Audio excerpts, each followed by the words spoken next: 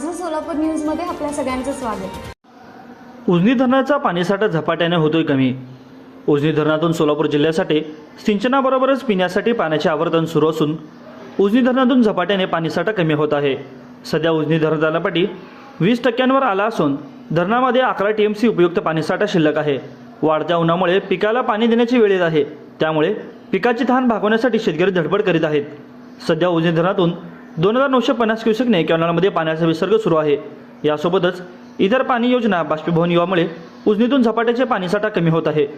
धरणातून पाणीसाठा कमी झाल्याने पिकाला पाणी देण्यासाठी शेतकरी धडपड करत असून त्याने पाईप वाढवून पिकाला पाणी देण्यासाठी धडपड झाली आहे।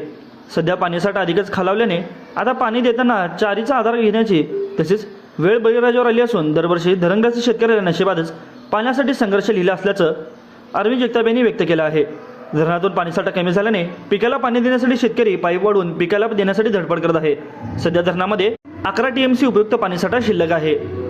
माझं सोलापूर न्यूज या YouTube चॅनलला सबस्क्राईब करा आणि बेल आयकॉन प्रेस करायला विसरू नका।